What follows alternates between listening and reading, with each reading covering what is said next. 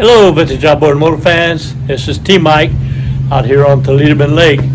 This is part 2 of the Shakey motor. The Shakey motor for Anthony and Houston, part 2. So in part 1, we saw that it had the shakes, and I found a missing bolt in the gear case and put some shims on it, got that fixed. The prop was bad, got him a newer prop, and changed the prop seal on it, and went to run it, and it runs,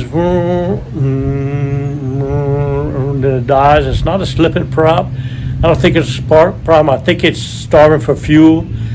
So what I'm gonna do is I'm gonna blow out the carb, take the carb off, blow it out, make sure it's not a stuck jet, and I'm gonna change the fuel pump, and then I'm gonna take it on the water, see if that fixed it. So if everybody's ready, here we go.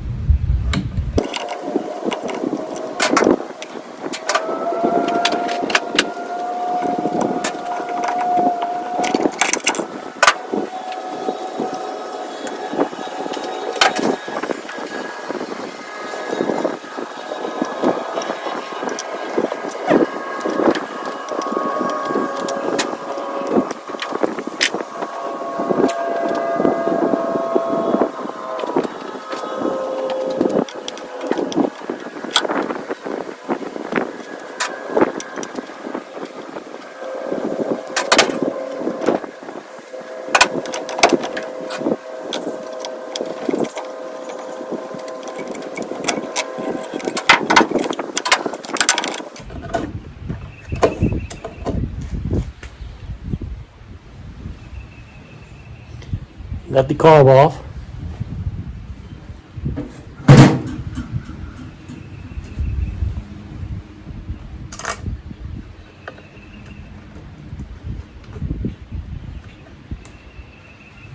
I noticed I got one screw that's stripped. This hole right here is stripped.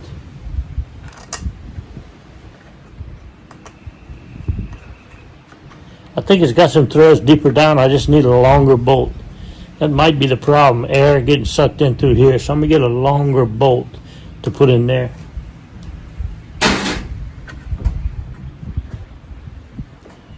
Now I'm gonna replace the fuel pump.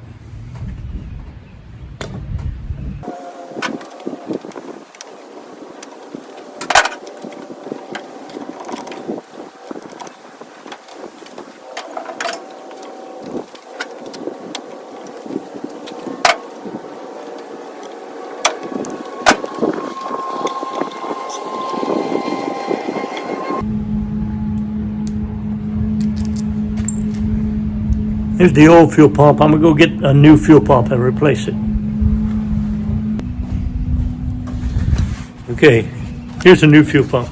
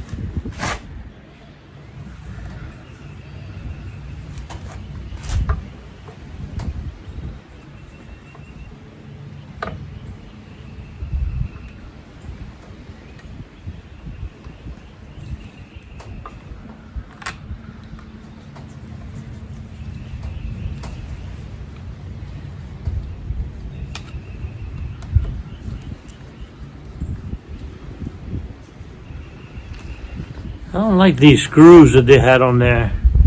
These screws are not long enough. Look how short they are right here.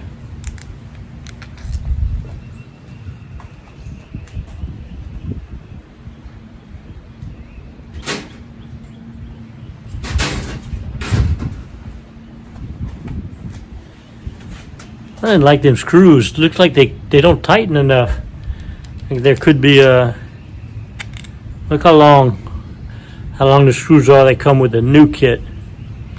That could be the problem.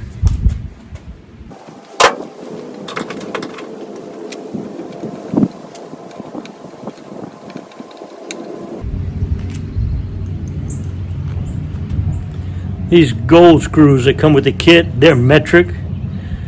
They don't work. I'm gonna use these screws. They're the American standard. They're even a little longer.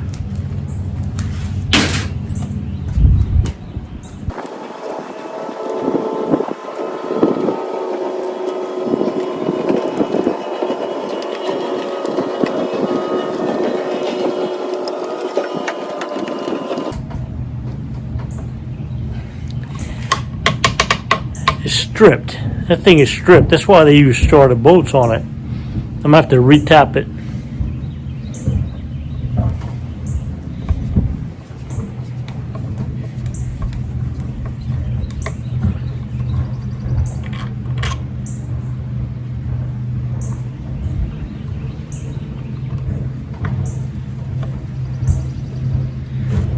So far I found a strip bolt on the carburetor.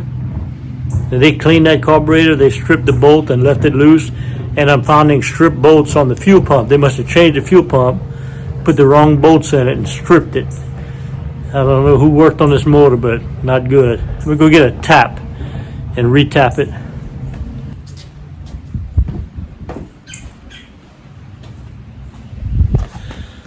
Okay, here's a 10 by 32 tap to retap that.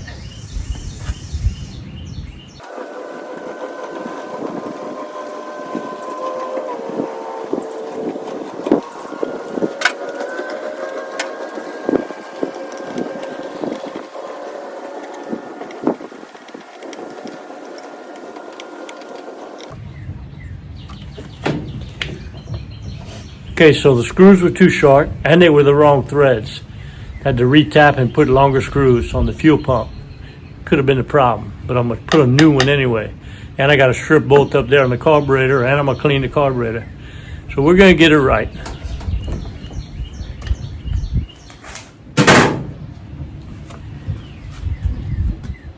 Okay, here we go.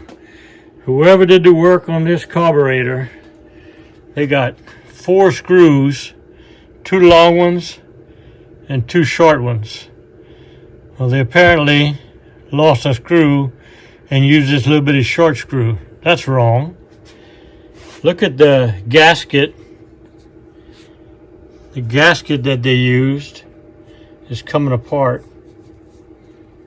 See it coming apart? El Cheapo gasket, Chinese carb kit. And the biggest problem I see is look at how they set that float. That float is supposed to be parallel. It's supposed to be like this. It was sitting like this. It's supposed to be like this. What that means is not enough fuel in the bowl to keep it running. It empties and refills at a faster cycle than if it was here. If it was where it's supposed to be, down here,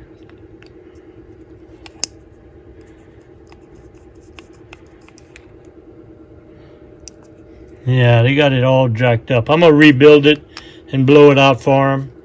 Basic carb rebuild with a carb kit, a good carb kit, and I'm gonna find the right screw for it, and I'll bet you that's part of the problem too. Okay. So I don't like the way this float was sitting in there, and this pin looks old and bent. I don't like the gasket. I don't like the kit they used to fix this with. Here's the good kit. This is the Evinrude Johnson OEM kit, Carb Repair Kit 382048. It's got the good gaskets. It's got the good old cork float, can't beat them. And it's got all the guts and the change out parts. I'm gonna completely rebuild this carb with the good kit. I think that might be part of the problem. Okay, I got it all back together. Let's go over with what I found. So on the carburetor, these two bolts were stripped. All right, which could be causing the air to seep through in here and cause the problem with sucking fuel. I replaced them with bolts that have nuts on the other side. Also inside the carburetor, the float wasn't set right. It was a cheap Chinese kit. I've replaced all the float and all the parts with the good OEM kit and got it all put back together. On the fuel pump, the bolts that we use right here were too short, and this one was stripped. So that could have been causing air to come in. So I rethreaded that and put a new fuel filter on it, fuel pump on it. So thinking that that could be the trouble. I'm gonna take her out and run her now, see how she runs. It's a beautiful day for a lake ride. We'll see how she goes. Well, I'm out here on the water, part 2, and got good news. I've been running her for about 10 minutes. She's fixed. She runs good. Puts it about 14 miles an hour on my little 14-foot John boat. Pretty good for a 9.5. Idles down, starts right up, reverse works.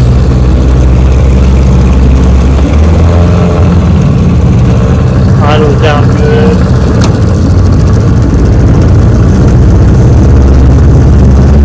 Reverse works.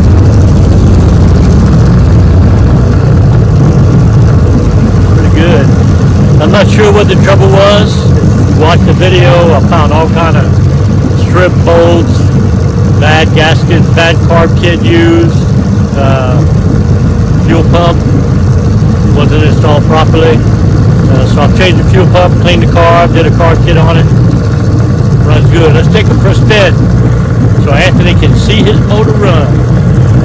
The Shakey motor. No shaky anymore. Here we go.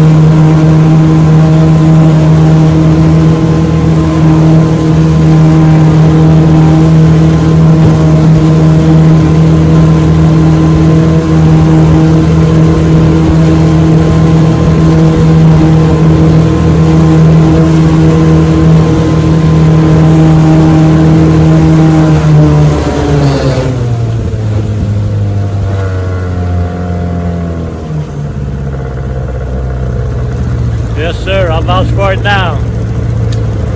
She's a runner, had problems, but Team Mike put the fix on her. Anthony, I think you can trust her now. You can take her out and she won't leave you behind. So I'm gonna take her on in now and send this video on to Anthony and his daughter. They can come pick the motor up when they're ready. See y'all next video.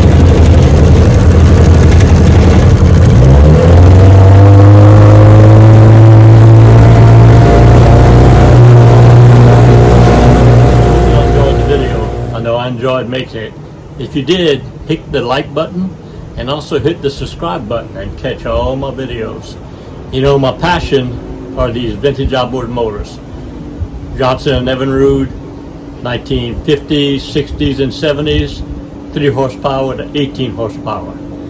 I think I have all the videos, over 500 videos, on everything you need to know to repair, service, and restore your vintage outboard motors. I have all the parts, all the videos, and all the parts manuals for you to do that.